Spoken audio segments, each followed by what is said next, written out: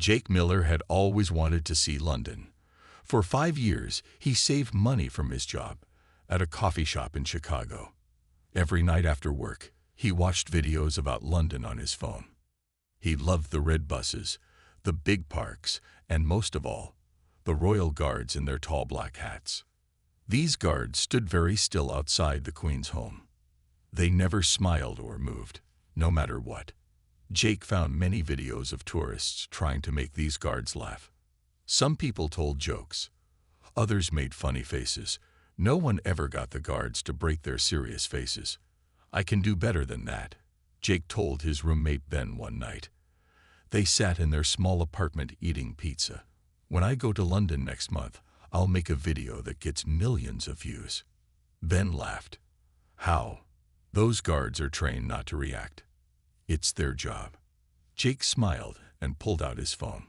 He showed Ben a video of a man eating the world's hottest pepper. The man's face turned red, and tears ran down his cheeks. "I got a plan," Jake said. "I bought this." He held up a small red bottle. The label showed a skull-breathing fire. It read, "Dragon's Breath Hot Sauce, world's hottest." "What are you going to do with that?" Ben asked, looking worried. "I'll offer a guard a sandwich with this sauce inside. When he eats it, he'll have to react. No one can stay still with this stuff. It will be the best guard video ever." Ben shook his head. "That sounds like a really bad idea. Those guards are real soldiers. You could get in big trouble." Jake just laughed. "Don't worry so much. It's just a funny prank. What's the worst that could happen?" 2 weeks later, Jake sat on a plane to London. He had packed light. Just one suitcase with clothes, his camera, and the hot sauce carefully wrapped in plastic bags. He didn't want it to leak on his clothes. As the plane took off, Jake imagined how many likes his video would get. Maybe it would go viral, and he would be famous. Maybe TV shows would want to interview him. "I'll be the guy who finally made a royal guard break," he thought, smiling to himself. The flight was long. Jake watched 2 movies and slept a little. When the plane finally landed at Heathrow Airport, he felt excited and tired at the same time.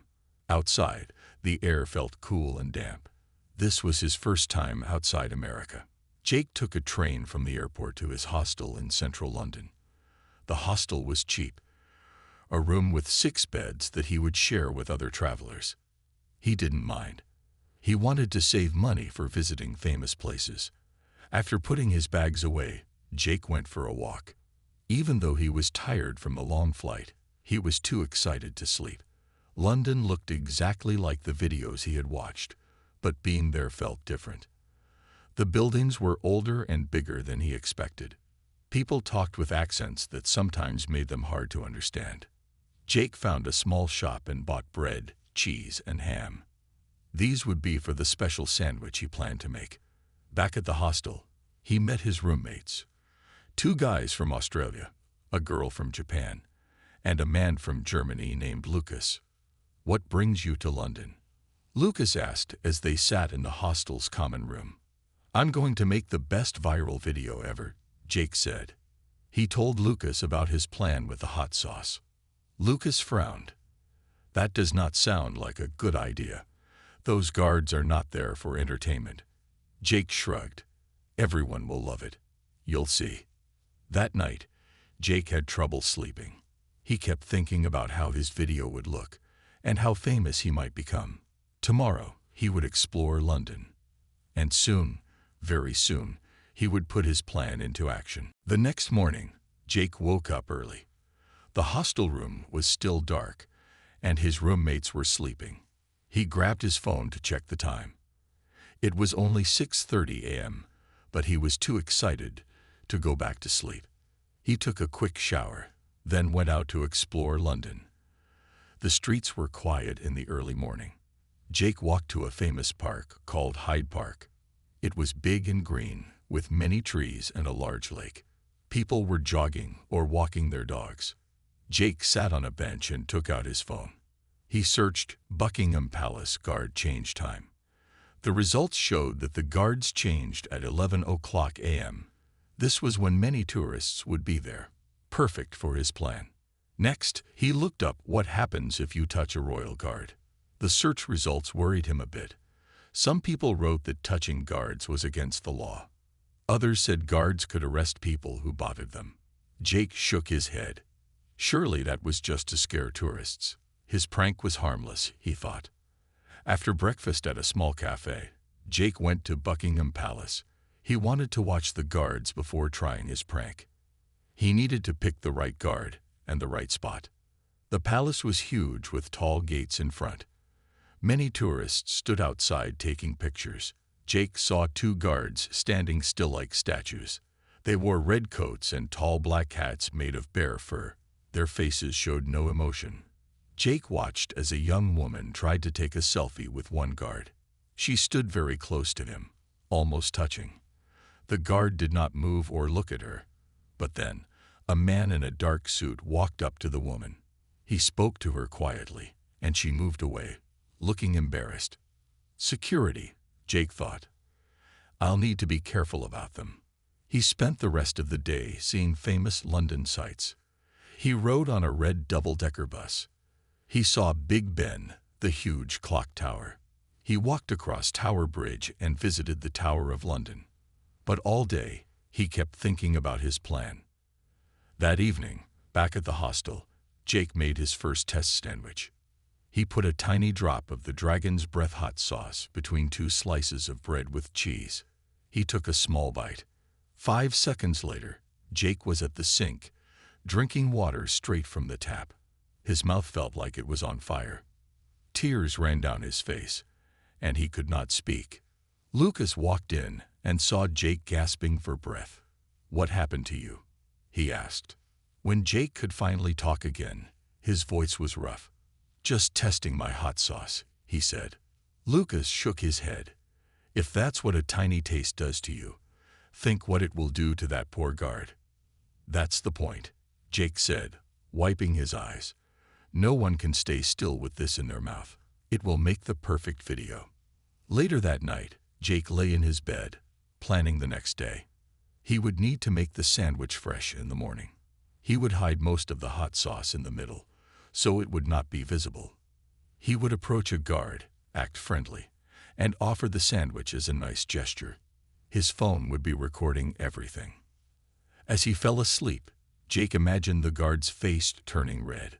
He imagined the video getting millions of views. He thought about how people back home would be impressed.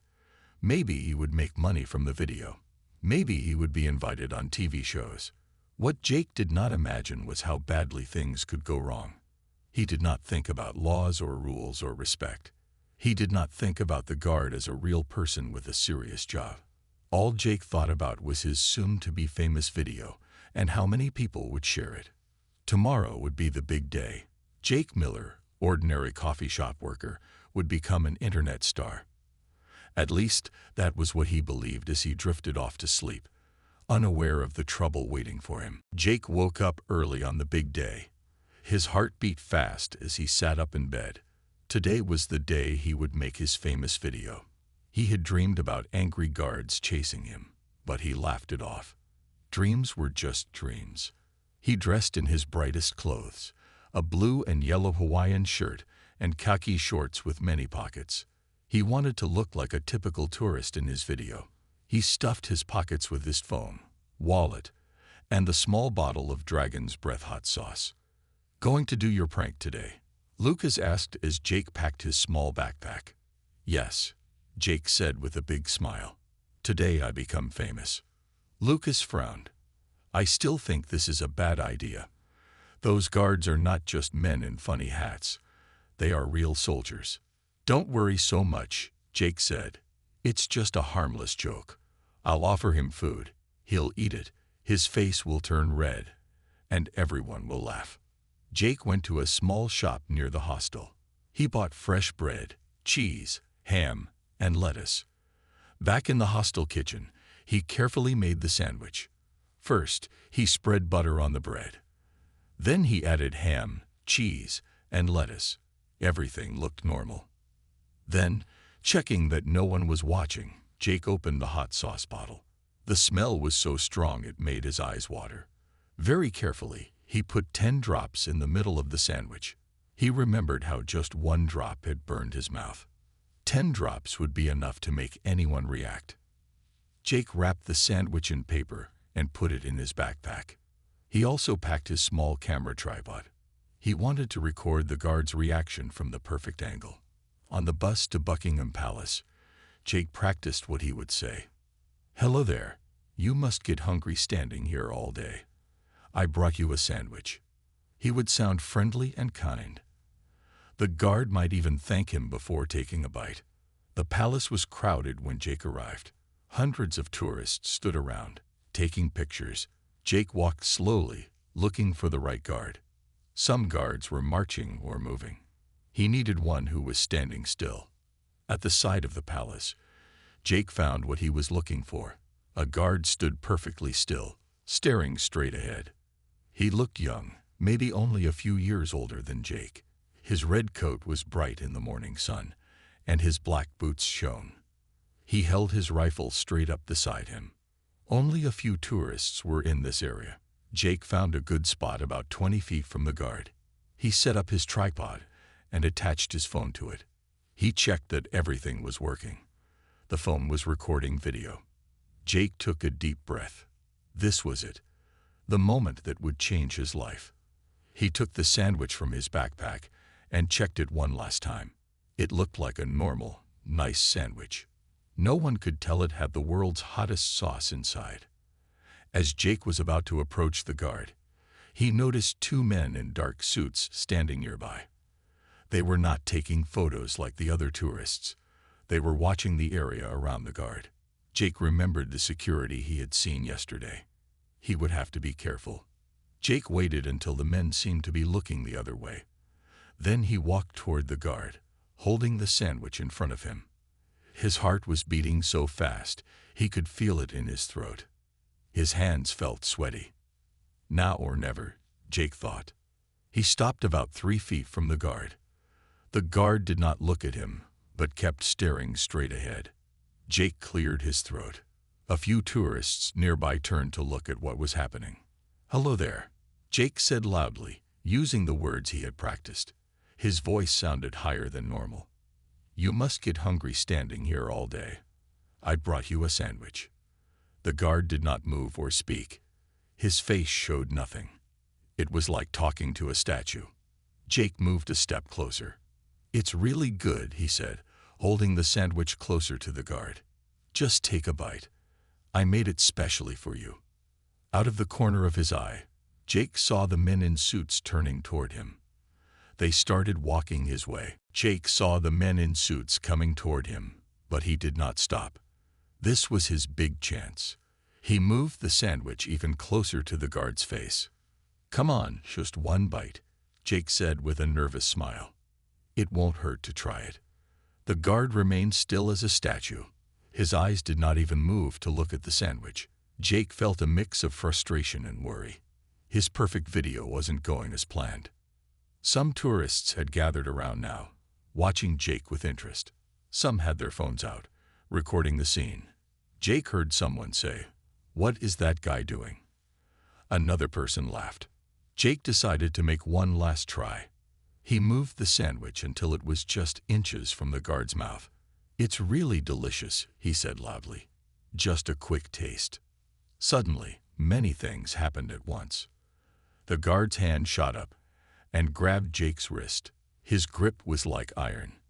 At the same time, the 2 men in suits reached them. One grabbed Jake's other arm while the second knocked the sandwich from his hand. "Hey," Jake yelled in surprise. "What are you doing?" "I was just being friendly." The guard's face remained emotionless, but he did not let go of Jake's wrist. The men in suits were not smiling. "Sir, step away from the guard immediately," one man said in a serious voice. "I was just offering him a sandwich," Jake said, trying to sound innocent. "Interfering with the Queen's guard is an offense," the second man said. "We need to see your identification." Jake's heart sank. This was not how his video was supposed to go. He tried to turn to look at his phone on the tripod, still recording everything. but the men held him firmly. "My ID is in my pocket," Jake said. His voice shook a little now. As one of the men reached for Jake's pocket, the fallen sandwich caught his eye. The paper had come unwrapped when it fell, showing the bread inside. But something was wrong with it. Where the bread had broken open, there was a dark red liquid seeping out. The man frowned and picked up the sandwich carefully. He sniffed it, and his eyes widened. "What is this substance?" he asked sharply, showing the red sauce to Jake. Jake swallowed hard. Just some hot sauce. For flavor. The second man took out a small radio from his jacket. "We have a situation at Post 7, he said into it. "Tourist attempting to give an unknown substance to the guard. Possibly harmful. Requesting backup." "Wait," Jake said, his voice rising in panic. "It's just hot sauce. It's a joke. For my video." More guards appeared, moving quickly toward them. Tourists stepped back, still recording with their phones. This was becoming a scene, but not the funny one Jake had planned. One of the men walked over to Jake's tripod and took his phone. "This will need to be examined," he said. "You can't take my phone." Jake protested. "That's my property." "Sir, you're being detained for questioning," the first man said firmly. "Attempting to interfere with a royal guard with an unknown substance is taken very seriously." Jake's mouth fell open. Detained. Like arrested. For a prank. The guard who had grabbed Jake's wrist finally let go as the men in suits took hold of both of Jake's arms. They began to lead him away from the palace gates, through the crowd of staring tourists. Jake looked back at his phone and tripod, now in the hands of palace security. His perfect viral video plan was falling apart. Instead of making the guard look silly, Jake was the one being led away while strangers recorded him on their phones. "This is just a misunderstanding," Jake said, trying to stay calm. "I can explain everything." "Yes, you will explain," one of the men said. "In detail." At the security office.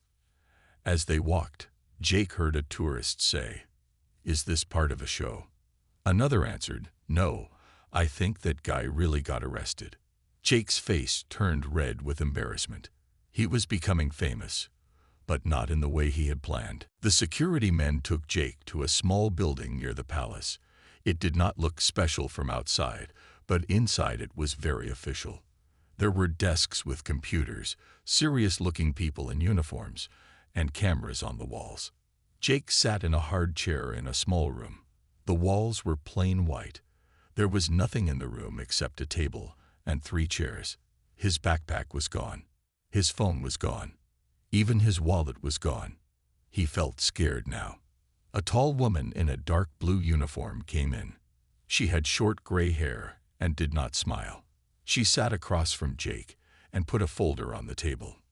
"Mr. Miller, I am Officer Bennett," she said in a stern voice. "Do you understand why you are here?" Jake tried to smile. "Look, this is all a big misunderstanding. I was just making a funny video. You know, for the internet." Officer Bennett did not smile back. "You approached a royal guard on duty with an unknown substance. You attempted to make him consume this substance. This is not a misunderstanding. It was just hot sauce." Jake said, "Dragon's breath. It's very hot, but it's just food. Look, you can buy it online." "We are testing the substance now," Officer Bennett said. "But that is not the only issue. Interfering with the royal guards is a serious offense. They are active duty soldiers, not tourist attractions." Jake's stomach felt tight. This was real trouble. "I didn't know," he said in a small voice. "In America, we see videos of people joking with the guards all the time. Those videos encourage dangerous behavior," Officer Bennett said. She opened the folder and took out some papers. "We need your full statement. Please explain exactly what you plan to do today." For the next hour, Jake told the whole story. He explained about the videos he had watched, his idea for the prank, and how he had made the sandwich. Officer Bennett wrote everything down. Her face stayed serious the whole time. When Jake finished talking, Officer Bennett looked at him for a long moment. "Mr. Miller, do you understand that what you did was not just foolish, but potentially dangerous?" Jake blinked. "Dangerous? It's just hot sauce. That guard is a soldier with a job to do. Distracting him could create a security risk. And what if he had been allergic to your hot sauce? Did you think of that?" Jake had not thought of that. His face felt hot with shame. Officer Bennett continued, "Also, in the current security climate, approaching anyone on official duty with an unknown substance can be seen as a threat." There was a knock on the door. Another officer came in and handed Officer Bennett a paper. She read it and nodded. "The lab has confirmed it is indeed hot sauce," she said. "Extremely concentrated capsaicin, potentially harmful in large amounts." Jake felt relieved. "See, just like I said. So I can go now, right?" Officer Bennett almost smiled, but not in a friendly way. "No, Mr. Miller. This is not over. Your actions today broke several laws."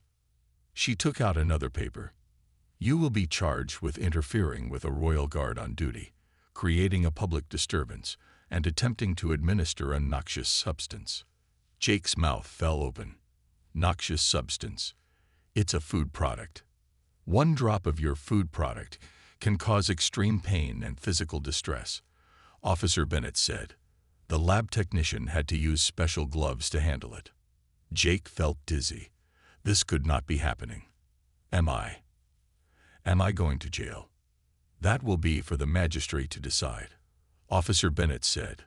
"For now, you will remain in custody. You are allowed one phone call." Jake thought about calling his parents, but he felt too ashamed. What would they think? Their son, arrested in London for a stupid prank. Instead, he asked if he could call Lucas from the hostel. While waiting for the call to be set up, Jake thought about his great plan. The viral video. The fame. Now, the only video would be the one on other people's phones, of him being led away by security. And instead of being famous for a funny prank, he might become famous for a very different reason. Lucas arrived at the security building 2 hours later. Jake sat in a waiting room with an officer nearby. When Jake saw Lucas, he felt both relief and shame. "I told you this was a bad idea," Lucas said, shaking his head. "I know," Jake said quietly. "Can you help me?" Lucas sat down next to Jake. "I brought your passport from the hostel. The officer on the phone said you might need it." Officer Bennett came into the room with more papers. "Mr. Miller, you will appear before a magistrate tomorrow morning. Until then, you have 2 options." Jake listened carefully as she explained. He could stay in a holding cell overnight, or he could be released if someone paid a security deposit and promised he would not leave London. "How much is the deposit?" Lucas asked. £500, Officer Bennett said. Jake's heart sank. That was almost all the money he had saved for his whole trip, but it was better than spending the night in a cell. "I'll pay it," Jake said. After filling out more papers and paying the money, Jake was allowed to leave with Lucas. But first, Officer Bennett gave him a stern warning. "Your passport will be held until after your court appearance. Do not attempt to leave London. Do not go near any royal buildings or guards again. Is that clear?" Jake nodded, looking at the floor. Outside, the afternoon sun was bright, but Jake did not feel its warmth. He felt cold and scared. As they walked back toward the hostel, Lucas tried to cheer him up. "Maybe the magistrate will be kind," Lucas said. "You did not hurt anyone after all." "But I could have," Jake said slowly. "I never thought about it that way before." When they reached the hostel, Jake was surprised to find people looking at him strangely. One girl pointed at him and whispered to her friend. A man at the front desk stared at him. "What's going on?" Jake asked Lucas. Lucas pulled out his phone and showed Jake a news website. There was a picture of Jake being led away by security at the palace. The headline read, "Tourist arrested after hot sauce attack on royal guard." Jake felt sick. Attack. It wasn't an attack. And how did this get in the news so fast? Social media, Lucas explained. Many tourists were filming you. The videos went viral, just not the way you planned. Back in their room, Jake lay on his bed, staring at the ceiling. His phone had not been returned yet, but Lucas let him use his laptop. Jake looked at more news stories about himself. Some called him hot sauce tourist or spicy prankster. Others used his real name. All of them made him sound stupid or dangerous. Worse, he found videos of himself on several websites. They showed him offering the sandwich, then being grabbed by the guard and security men. In one video, someone had added funny music. In another, they showed his face turning red in slow motion as he realized he was in trouble. "I'm famous now," Jake said bitterly. "Just like I wanted." Lucas sat beside him. "What will you do if they find you guilty tomorrow?" Jake had been thinking about this. "I don't know. Pay a fine, probably. But I'm more worried about what happens after." "After?" Lucas asked. "These videos and news stories will be online forever," Jake said. "When I go home, everyone will know. When I apply for jobs, people can search my name and find this. My parents will see it too." For the first time, Jake understood that his actions had consequences beyond just this trip. His few minutes of trying to make a funny video could follow him for years. As night fell over London, Jake tried to sleep, but he could not. Tomorrow he would face a judge, and after that, he would face a future where he was known not as a clever prankster, but as the foolish tourist who tried to trick a royal guard and got arrested for it. The next morning, Jake dressed in his nicest clothes. He had only packed casual vacation outfits, so the best he could find was a plain blue shirt and khaki pants. He tried to look serious and sorry. "Good luck," Lucas said as Jake left for court. "Text me when it's over." The courthouse was an old building with tall columns in front. Inside, it was quiet and cold. Jake sat on a wooden bench, waiting for his case to be called.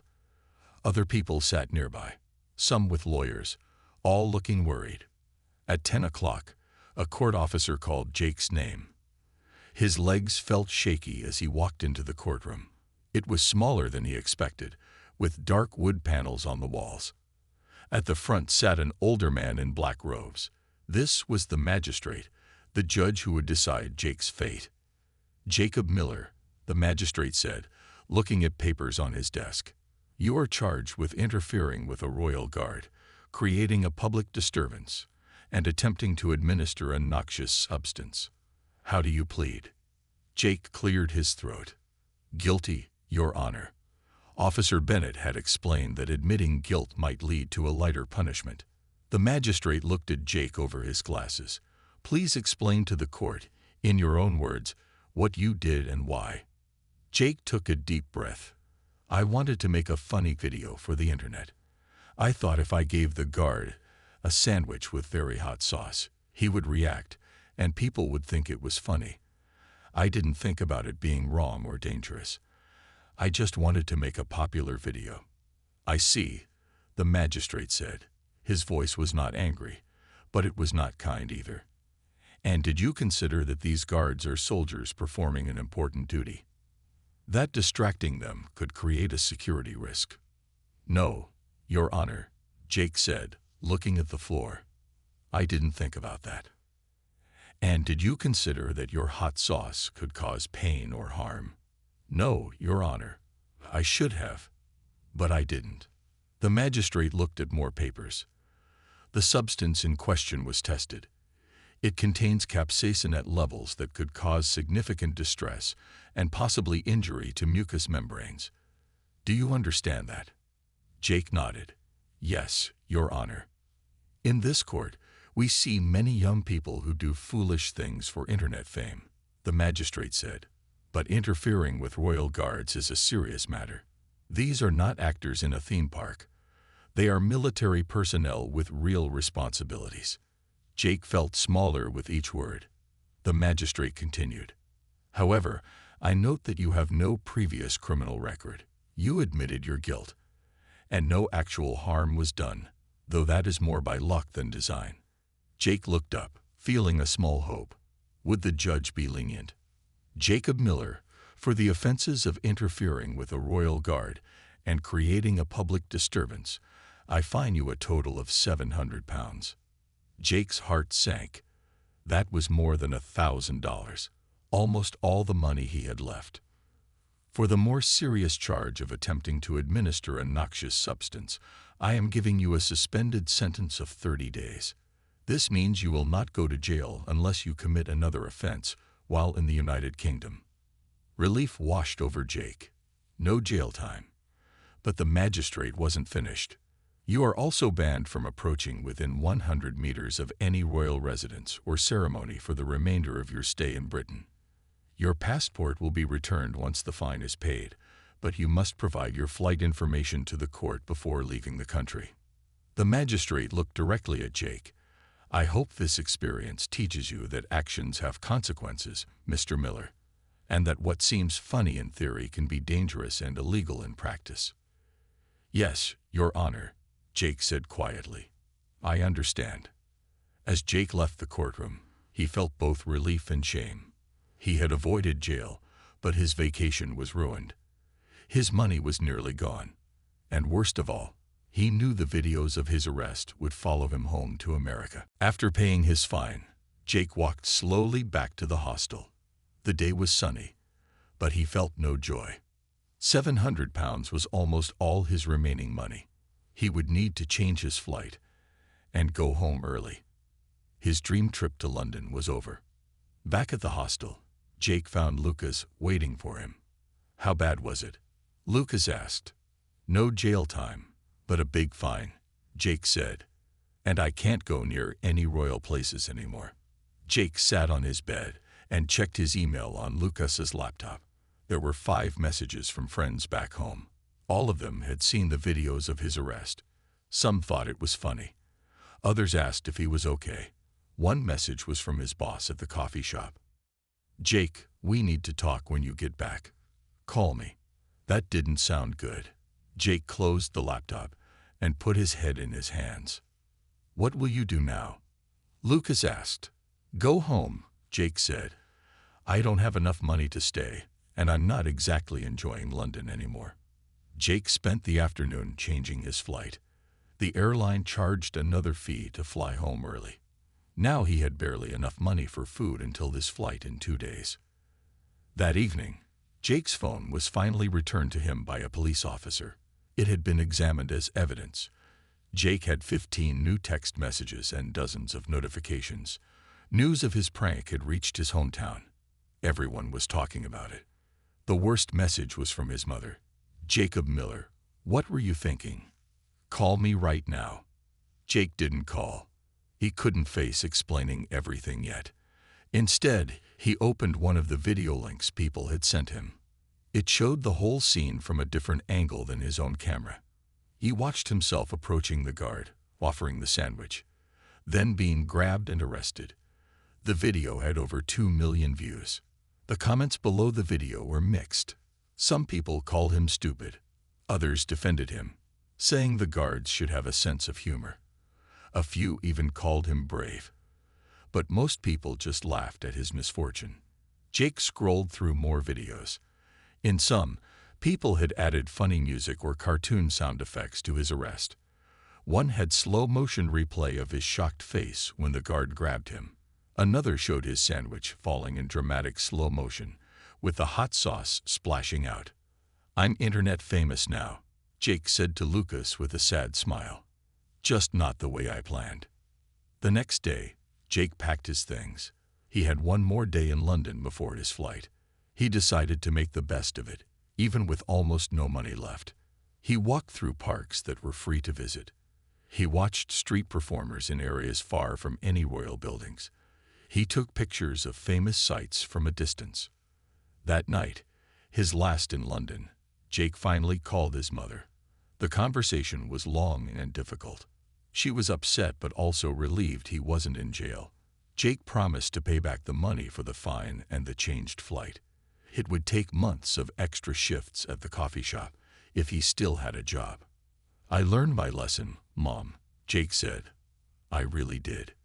After the call, Jake sat by the window of the hostel, looking out at the London lights. The city was beautiful, even now. He had wanted to be remembered for something special here. Instead, he would be remembered as the hot sauce tourist, the American who thought it would be funny to prank a royal guard. As Jake packed the last of his things, he found the empty bottle of Dragon's Breath hot sauce at the bottom of his backpack. He threw it in the trash. His souvenir from London would not be videos or photos of famous places. It would be a court record, an empty wallet, and a lesson about thinking before acting. 6 months later, Jake sat in his small apartment in Chicago. Life had slowly returned to normal, but things were different now. When he first came home from London, people recognized him everywhere. At the grocery store, at the gym, even walking down the street. "Hey, aren't you the hot sauce guy?" they would ask. At first, Jake hated it. He would look down and walk away quickly, but over time, he learned to smile and nod. Yes, that was me. Not my smartest moment. Jake had kept his job at the coffee shop, but just barely. His boss had been angry about the bad publicity.